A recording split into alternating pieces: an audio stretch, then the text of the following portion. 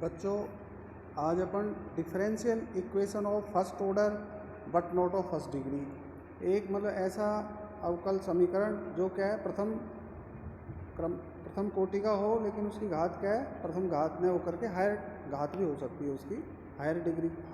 Degree का भी हो सकता है। ऑर्डर उसका फर्स्ट होगा लेकिन उसकी डिग्री है वो क्या है, अधिक भी हो सकती है। तो इस तरह के इक्वेशंस का जैसे अपन इस रूप में लिख सकते हैं, जैसे एक ये समीकरण है dy/dx whole power n plus a1 dy/dx raise to power n-1 plus a2 ddx of y whole power n-2 plus an-1 into dy/dx plus an is 0। तो यहाँ पे a1 a2 और an ये सभी क्या है, एक्स वाई के फलन है। और ये dy/dx को अपन क्या लिख सकते हैं, मान लो स्मॉल p है, स्मॉल p मान लीजिए, मान लो, और a1 a2 a2 a3 an-1 an ये सभी क्या है, एक्स वाई के फलन है। तो इस तरह से इस दिए ये जो ये इक्वेशन जो आपको दे रखी है, इसमें क्या है, ऑर्डर तो क्या है 1 है और डिग्री कितनी हो गई, n होगी। इसमें हाईएस्ट ऑर्डर डेरिवेटिव क्या है, इसमें फर्स्ट ऑर्डर है, फर्स्ट ऑर्डर का डेरिवेटिव, और इसकी डिग्री क्या है, उच्चतम घात क्या है, n, इसलिए इसको क्या कहते हैं, ये इक्वेशन क्या है, फर्स्ट ऑर्डर और n डिग्री की अवकल समीकरण है। अब इसमें अपन ने जब dy/dx बराबर मान लो p लिख दिया है, तो इस समीकरण को अपन ऐसे लिख सकते हैं, p की power n plus a1 p⁻n-1 plus a2 p⁻n-2 plus an-1 p plus an। अब इस समीकरण को मान लो अपन क्या करते हैं, इसको मान लो ऐसे लिख दें, f x y is equal to p. ये क्या है,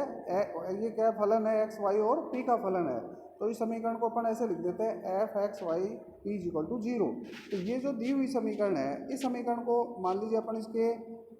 एन इसके गुणनखंड करते हैं, फैक्टर्स करते हैं, मान लो फर्स्ट डिग्री इसके फैक्टर्स करते हैं प्रथम घात के, तो उसके प्रथम घात के फैक्टर्स के रूप में यदि इसको लिखें अपन, इसके एन फैक्टर्स करें, तो क्या होंगे, ये दे रखी है एन डिग्री की क्या दे रखी है आपके पास में, एक समीकरण है, इसके एन फैक्टर्स करते हैं, लीनियर फैक्टर्स, और उसके क्या होते हैं, एन लीनियर फैक्टर्स करेंगे, तो उसमें क्या आएगा, उसको अपन ऐसे लिख सकते हैं, p minus f1 xy into p minus f2 xy up to p minus fn xy is equal to 0। इस तरह से लिख देते हैं। तो ये क्या है, अब इसमें प्रत्येक फैक्टर को क्या है, इक्वेट करते हैं 0 के बराबर। तो इस तरह से अपने पास में क्या होते हैं, n समीकरण प्राप्त होते हैं। तो जैसे पहला समीकरण क्या प्राप्त होगा, p माइनस f1 xy 0, दूसरा हो गया p माइनस f2 xy 0, तीसरा इसी तरह से nth समीकरण क्या होगा, p माइनस fn xy 0। तो इस तरह से अपने पास में ये समीकरण प्राप्त हो गए इनको। तो इनका हल क्या होंगे, इनके हल अपन जैसे मान लो पहला समीकरण है p माइनस f1 xy 0 है, इसका हल क्या लिख सकते हैं अपन, ये है, मान लीजिए f1 xy c1 इज 0। इसी तरह से दूसरा समीकरण p2 माइनस f2 xy का हल क्या है, f2 xy c2 0 है। इसी तरह से p माइनस fn xy 0 का हल मान लीजिए क्या है, fn xy cn इज 0, ये है। तो इन सभी हलों का कंबाइंड हल क्या होगा, इन सभी का कंबाइंड फॉर्म में अपन क्या लिख सकते हैं, जहाँ पे ये c1 c2 up to cn ये सभी क्या है, कॉन्स्टेंट्स हैं। तो इसका तो समीकरण ये जो दे रखा है, इनके ये जो सभी को बराबर इक्वेट करने से, 0 रखने से n समीकरण आए, इन सभी हलों का संयुक्त व्यापक हल क्या होगा, इसको अपन ऐसे लिख सकते हैं, f1 xy c1 into f2 xy c2 up to fn xy cn is 0। ये हो गया, जैसे यहाँ पे c1 c2 up to cn ये सभी क्या है, कॉन्स्टेंट्स हैं। अब क्या है, अब चूंकि आपको दिया हुआ समीकरण क्या है, ये जो समीकरण है, दिया हुआ समीकरण जो इसके ऑर्डर तो 1 है और डिग्री क्या है, n है। तो ऑर्डर जितने ऑर्डर का समीकरण होता है उतने क्या होते हैं, समीकरण के व्यापक हल में, जनरल सॉल्यूशन में कितने आर्बिट्रेरी कॉन्स्टेंट्स होते हैं, उतने ही जितना उसका ऑर्डर है। इसका ऑर्डर क्या है, 1 है, इसलिए एक ही इसमें आर्बिट्रेरी कॉन्स्टेंट आएगा। तो इस तरह से अपने पास में, तो इस तरह से एक ही आर्बिट्रेरी कांस्टेंट होना चाहिए। तो अपन ये जितने भी कांस्टेंट है c1 c2 up to cn, इन सबको एक कांस्टेंट c के बराबर ले सकते हैं। तो इस तरह से अपने पास में क्या हो गया, f1 xy c 0, f2 xy c 0, fn xy c 0। तो इस तरह से दिए हुए समीकरण जो आपको दे रखा है, जिसके ऑर्डर 1 है और डिग्री n है, उसका जनरल सॉल्यूशन क्या होगा, उसका सॉल्यूशन होगा f1 xy c into f2 xy c up to fn xy c is equal to 0। ये इस तरह से दिया हुआ जो समीकरण है, जिसका ऑर्डर एक है और डिग्री n है, उसका सॉल्यूशन ये होगा। तो अब अपन जैसे इसके सॉल्यूशंस करते हैं, जैसे मान लो first order but not of first degree है तो उसके सॉल्यूशन अपन करते हैं। जैसे क्वेश्चन लेते हैं इसमें, तो जैसे मान लो अपन एक क्वेश्चन लेते हैं, मान लीजिए ये है अपने पास में क्वेश्चन है,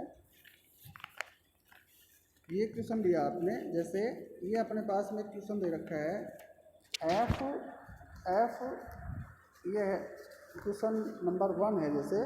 p square plus 2py cot x minus y square 0, ये है आपके पास में। तो इसको सोल्व करना है अपने को, इक्वेशन सोल्यूबल फॉर पी। तो इसको इक्वेशन सोल्यूबल फॉर पी के लिए क्या है, पी को in terms of x y upon x y express करते हैं जैसे। तो ये जो क्या है, पी में द्विघात समीकरण है, क्वाड्रेटिक इक्वेशन पी है, तो पी जैसे x square plus b x plus c 0 होता है, तो एक्स बराबर क्या होता है minus b plus minus under root b square minus 4ac upon 2a। तो ये सूत्र अपन इसमें लगा देते हैं। तो पी का मान ये आ गया, p is equal to minus 2y cot x plus minus under root of 4y square cot square x plus 4y square divided by 2। अब इसको अपन ने सिंप्लीफाई कर लिया, तो पी बराबर क्या आ गया minus cot of x plus minus, अब जैसे इसमें ये 4y स्क्वायर को बाहर ले लेंगे तो 2y आ जाएगा बाहर, तो और कोट स्क्वायर एक्स प्लस 1 क्या आ जाएगा अंदर आ जाएगा। तो इसको क्या लिख सकते हैं अपन, कोट स्क्वायर प्लस 1 बराबर क्या लिख सकते हैं कोसेक स्क्वायर एक्स, और बाहर स्क्वायर रूट से आके क्या हो जाएगा कोसेक एक्स हो गया। तो p बराबर क्या हो गया minus cot of x plus minus cosec x, ये आ गया अपने पास में। तो अब अपन क्या करते हैं, एक बार तो प्लस साइन ले लेते हैं और एक बार क्या ले लेते हैं माइनस साइन ले लेते हैं, कोसेक एक्स से पूर्व जो आता है जो। तो एक बार मान लो पॉजिटिव साइन दिया आपने, p is equal to minus y cot of x plus cosec x, ऐसे है। अब इसको अपन पी को तो क्या लिख सकते हैं d y by d x लिख सकते हैं। अब जैसे आपके पास में कोट एक्स को साइन कोस में बदल दिया अपन ने, और कोसेक एक्स को क्या लिख दिया 1 अपॉन साइन एक्स लिख दिया, फिर इसमें एलसीएम ले लिया साइन एक्स, तो इसको लिख सकते हैं y into 1 minus cos x बटे साइन एक्स। अब इसमें ऊपर नीचे किससे गुणा कर देते हैं, 1 प्लस कोस एक्स से न्यूमरेटर और डिनोमिनेटर को गुणा कर देते हैं, तो क्या हो जाएगा y into 1 minus cos square x divided by sine x into 1 plus cos x. अब 1 माइनस कोस स्क्वायर एक्स को मान क्या लिख सकते हैं साइन स्क्वायर एक्स लिख सकते हैं, तो एक साइन स्क्वायर एक्स से साइन एक्स कैंसिल होकर क्या रह गया साइन एक्स रह गया, तो d y by d x बराबर क्या आ गया y sine x upon 1 plus cos x. अब ये क्या है, इसको अपन क्या लिख सकते, इसमें वेरिएबल सेपरेबल हो जाएंगे, जैसे डी वाई अपॉन वाई और sine x 1 upon 1 plus cos of x into d x, तो वेरिएबल्स आर सेपरेबल, इसलिए प्रत्येक टर्म को इंटीग्रेट करके add a constant term C कर देते हैं। अब जैसे integral of 1 upon y with respect to y log y आ जाएगा, और इसी तरह से integral of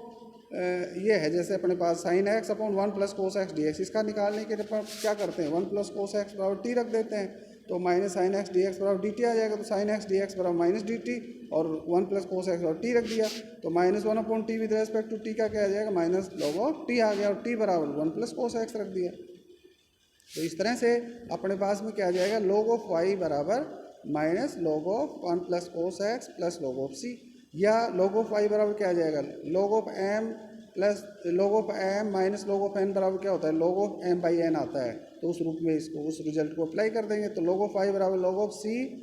upon 1 plus cos x हो गया, या वाई बराबर क्या हो जाएगा c upon 1 plus cos x हो जाएगा। तो इसी तरह से जब ये तो पॉजिटिव साइन लेने से एक तो ये आया सॉल्यूशन अपने पास में y equal to c upon 1 plus cos of x. इसी तरह से जैसे मान लो आप इसमें क्या है नेगेटिव साइन लेते हैं, मान लो ये जो दे रखा है अपने पास में पी बराबर minus y cot of x plus minus y cos x, इसमें हम नेगेटिव साइन लेते हैं, तो पी बराबर क्या आ जाएगा minus y cot of x minus y cos x, ये आ गया। उसको भी साइन कोस में बदल देंगे, तो साइन कोस में बदल के फिर साइन एक्स एलसीएम ले लेंगे, तो d y by d x बराबर आ जाएगा minus y into 1 plus cos of x upon sine x, ये आ जाएगा। फिर अपन क्या करते हैं 1 माइनस कोस ऑफ एक्स से इसको न्यूमरेटर और डिनोमिनेटर को गुणा करते हैं, तो फिर 1 plus cos x into 1 minus cos x बराबर क्या होता है 1 माइनस कोस स्क्वायर एक्स लिख देंगे, और 1 माइनस कोस स्क्वायर एक्स बराबर साइन स्क्वायर एक्स लिख देंगे, फिर साइन स्क्वायर एक्स से एक साइन एक्स कैंसिल हो जाएगा, तो इस तरह से अपने पास में d y by d x बराबर आ जाएगा minus y sine x upon 1 minus cos of x. अब इसको कैसे लिख सकते हैं डी वाई अपॉन वाई बराबर minus sine x upon 1 minus cos of x d x, ऐसे लिख देंगे। अब ये क्या है इसमें वेरिएबल सेपरेबल है, इसलिए प्रत्येक पद को इंटीग्रेट करके कॉन्स्टेंट टर्म से अपन जोड़ देते हैं, तो integral of d y upon y equal to minus integral of sine x upon 1 minus cos of x plus log of c. अब इसका तो 1/y का इंटीग्रल तो क्या with respect to y log of y आ जाएगा। अब इसका इंटीग्रल को सोल्व करना है, integral of sine x upon 1 minus cos x with respect to x. इसमें 1 माइनस कोस एक्स बराबर टी रखेंगे, तो कोस एक्स बराबर इंटीग्रल कोस एक्स का क्या होता है डिफरेंस माइनस साइन एक्स, तो माइनस और माइनस प्लस, तो plus sign x d x बराबर डी टी हो गया। तो साइन एक्स डी एक्स का मान डी टी रख देंगे, तो minus d T upon T, तो इसका 1 अपॉन टी का विद रेस्पेक्ट टू टी क्या आ जाएगा माइनस log ऑफ टी आ जाएगा। अब टी बराबर क्या है 1 माइनस कोस एक्स रख देंगे, तो log ऑफ वाई बराबर क्या आ गया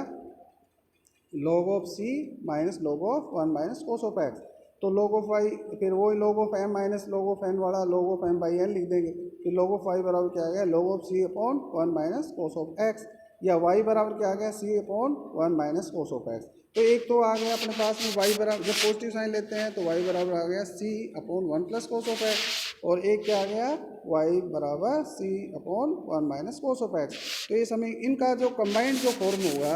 जो इन दोनों को यदि मल्टीप्लाई कर देते हैं तो दिए हुए समीकरण का जो जनरल सॉल्यूशन होगा वो क्या हो जाएगा